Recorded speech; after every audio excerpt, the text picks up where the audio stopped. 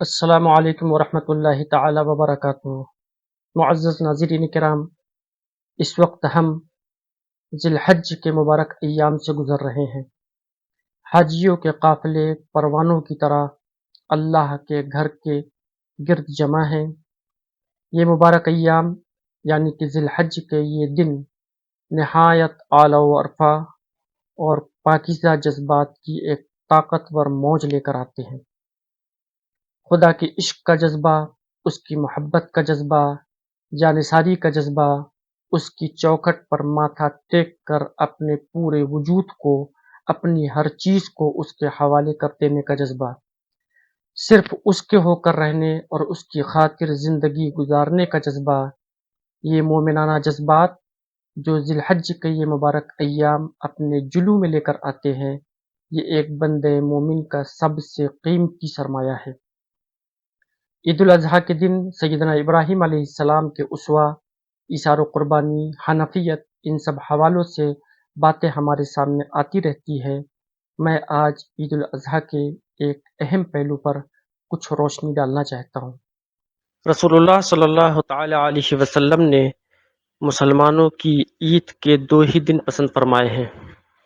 ایک عید الفطر جو رمضان کے اختتام پر منائی جاتی ہے، جب لوگ ایک مہینے کے روزے رکھ کر فارغ ہوتے ہیں۔ دوسری عید الاضحیٰ جو حج کے اگلے دن منائی جاتی ہے، جب سارے حاجی منی میں قربانی کرتے ہیں اور اس سے ایک دن پہلے عرفات کے میدان میں جمع ہو کر اپنے حج کو مکمل کرتے ہیں۔ تہوار اور عید کسی قوم کے لیے جشن اور خوشی کا دن اس لیے ہوتا ہے کہ اس دن ان کی زندگی میں یا قوم کی تاریخ میں کوئی ایسا دن آیا ہوتا ہے جس کے ساتھ ان کی قوم کا، تاریخ کا، اللہ کے احسانات کا رشتہ بندھا ہوا ہوتا ہے۔ مثلا عیسائی لوگ کرسمس عید کے طور پر مناتے ہیں، وہ اس لیے کہ حضرت عیسیٰ علیہ السلام کی پیدائش کا دن اسے تصور کرتے ہیں، اور ان کا ماننا ہے کہ اس دن حضرت عیسیٰ علیہ السلام نے صلیب پر چڑھ کر اپنے ماننے والوں کے گناہوں کا کفارہ ادا کر دیا۔ اسی طرح یہودی ان کے عقیدے کے مطابق اس دن عید مناتے ہیں جس دن اللہ تعالیٰ نے ان کو فرعون سے نجات دی، دریائے نیل کو پھاڑ دیا۔ ان کی قومی زندگی میں یہ دن اللہ کی بشارت اور اللہ کے انعامات اور اللہ کے احسان کا یادگار دن ہے۔ اللہ تعالیٰ نے مسلمانوں کی عید کے دونوں دنوں کو قرآن مجید اور ہدایت کی نعمت کے ساتھ وابستہ کیا ہے۔ رمضان المبارک کا مہینہ نزول قرآن کا مہینہ ہے۔ فرمایا شہر رمضان الذی انزل فیہ القرآن، رمضان وہ مہینہ ہے جس میں قرآن نازل کیا گیا، جس میں روشنی بھی ہے، رہنمائی بھی ہے، سارے انسانوں کے لیے ہدایت بھی ہے۔ عید الفطر کا دن نزول قرآن کی سالگرہ کا جشن ہے، اور عید الاضحیٰ سے ایک دن پہلے عرفہ کے روز اللہ تعالیٰ نے اپنا فرمان نازل فرمایا، الیوم اکملت لکم دینکم واتممت علیکم نعمتی ورضیت لکم الاسلام دینا۔ آج کے دن میں نے تمہارے لیے تمہارے دین کو مکمل کر دیا، تمہارے اوپر اپنی نعمت تمام کر دی اور تمہارے لیے اسلام کو دین کے طور پر پسند فرما لیا ہے۔ اس عید کے دن اللہ تعالیٰ کے احسان پر شکر کی ادائیگی بھی شامل ہے کہ اس نے ہمارے اوپر دین کو مکمل فرمایا، ہدایت کی نعمت، اپنی سب سے بڑی نعمت ہمیں عطا فرمائی اور ہمارے لیے اسلام کو بحیثیت دین پسند فرمایا۔ دونوں عیدوں کا خدا کی نعمتوں سے گہرا تعلق ہے۔ رمضان سے صبر، تقوی، ہمدردی، ڈسپلن، ضبط نفس، سیلف کنٹرول پیدا ہوتا ہے، اور عید الاضحیٰ اپنے آپ کو منانے، اپنے دین پر مکمل عمل کرنے اور قربانیاں دینے کے لیے تیار کرتی ہے۔ ہر سال ہمارے درمیان عید الاضحیٰ کے تاریخی ایام آتے ہیں اور گزر جاتے ہیں، لیکن ہم میں سے آج بہت ہی کم لوگ ایسے ہیں جو اس بات کی ضرورت محسوس کرتے ہیں کہ اس کی حقیقت کو جانیں اور سمجھیں کہ اس میں ایسی کون سی خصوصیات ہے کہ اس دن کو قیامت تک کے لیے یادگار قرار دیا گیا ہے۔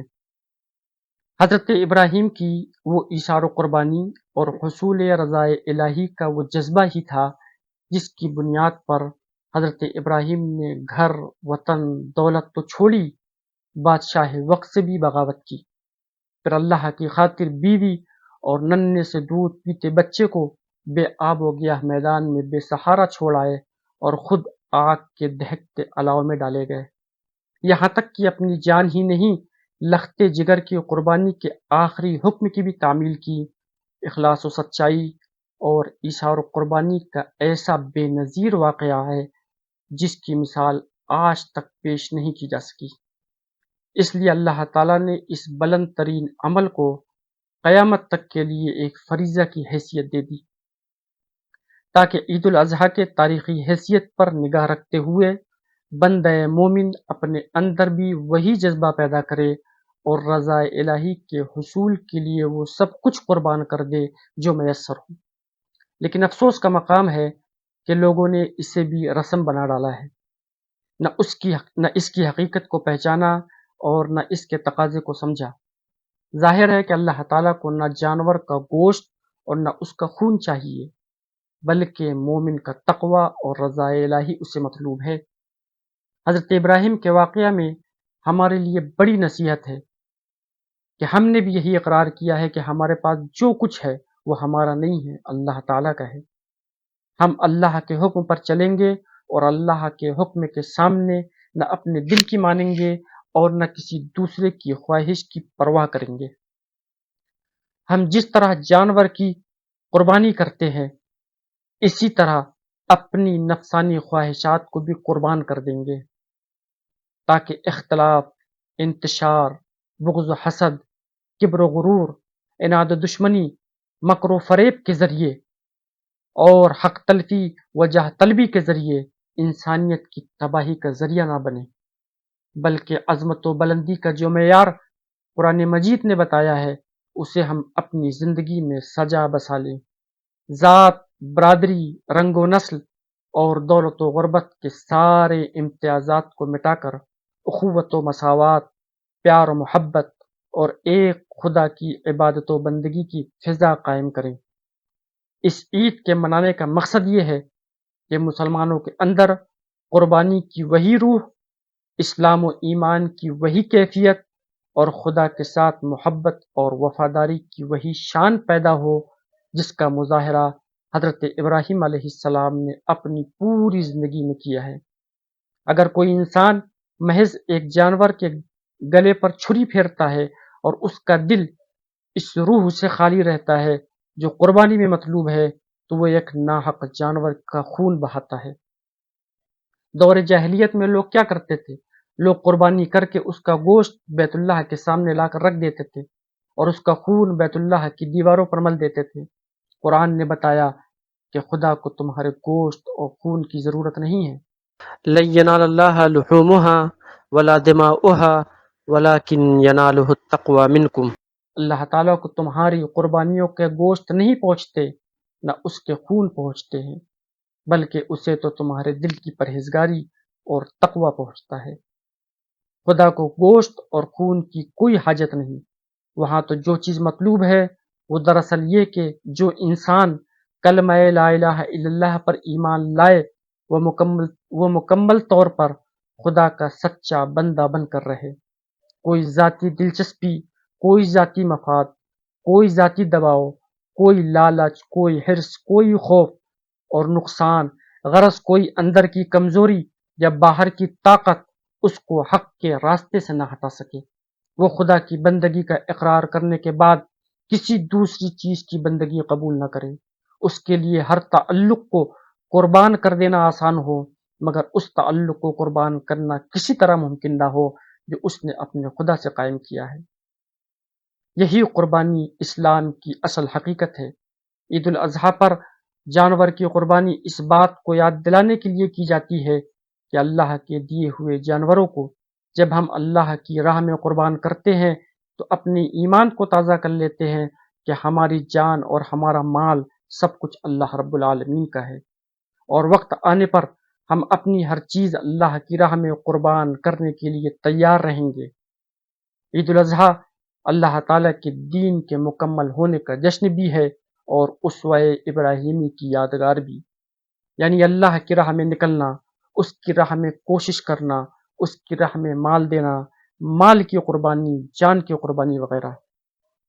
جس طرح روزہ تقوی پیدا کرتا ہے، اللہ کی بندگی کراتا ہے، راتوں کو کھڑا رکھتا ہے، خدا کے قریب کرتا ہے، اسی طرح قربانی اس بات کی تربیت دیتی ہے کہ ہم اپنے اندر تقوی و للہیت کی صفت پیدا کرنے کے ساتھ ساتھ اپنے تمام اعمال کے اندر خلوص پیدا کریں۔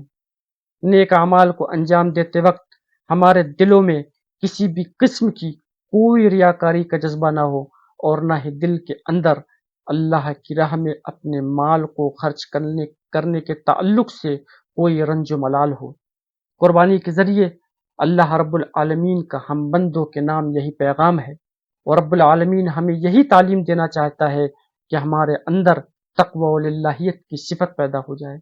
یعنی کہ اللہ تعالی ہم سب کو متقی اور مخلص بنانا چاہتا ہے، اور یہ تقوی و اخلاص دو ایسی چیزیں ہیں جو ہر انسان سے مطلوب و مقصود ہے، اور جب تک ایک مسلمان کے اندر یہ دونوں چیزیں ایک ساتھ نہ پائی جائیں گی، اس کے نیک اعمال کی عند اللہ کوئی حیثیت نہیں ہے، کوئی حقیقت نہیں ہے۔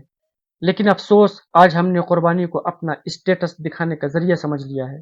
مہنگے سے مہنگا جانور صرف اس لیے خریدتے ہیں تاکہ سماج میں، معاشرے کے اندر ہمارے جانور کی تعریف کی جائے، اور لوگ ہمارا نام لے، لوگ ہماری تعریفوں کے پل باندھے۔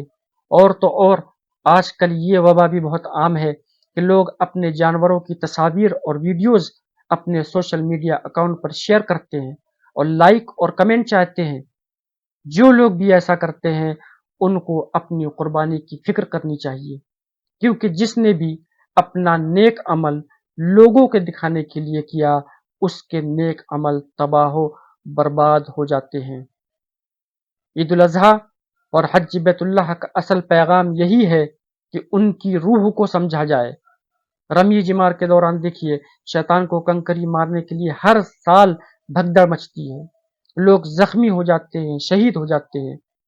یہ تو صرف ایک علامتی رسم ہے۔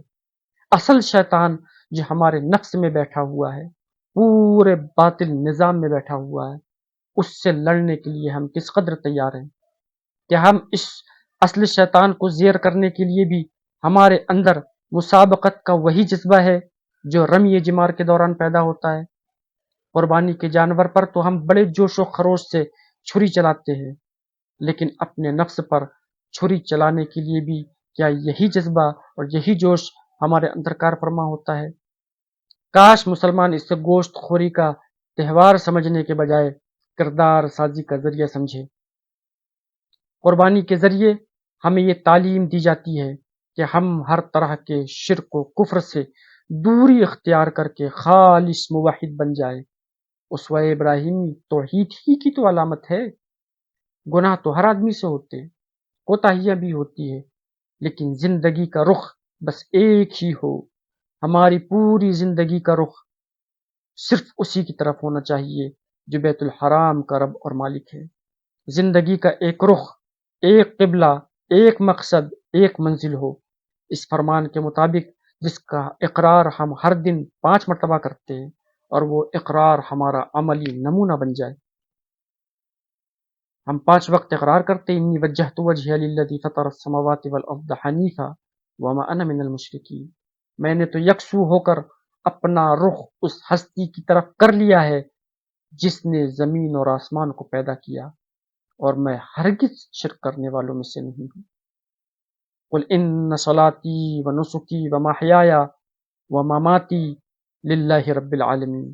کہہ دو، میری نماز، میری تمام مراسم عبودیت، میرا مرنا، میرا جینا، سب کچھ اللہ رب العالمین کے لیے ہے۔ لہٰذا یہ قربانی دینی و اخلاقی اور تربیتی ٹریننگ ہے جو ہمیں ہر آن اور ہر لمحہ اور پورے ماہ و سال کے اندر تسلیم و رضا، خود سپردگی و خاکساری کے جذبات سے آشنا کرواتی ہے۔ اللہ تعالیٰ سے دعا ہے کہ یہ پاکیزہ جذبات ہمارے قلب اور دماغ میں رچ بس جائیں، ہمیشہ زندہ رہیں، اور ہماری شخصیتوں کی، ہماری زندگیوں کی تعمیر انہی مبارک جذبات کی اساس پر ہو۔ وما علینا الا البلاغ۔ والسلام علیکم ورحمۃ اللہ تعالی وبرکاتہ۔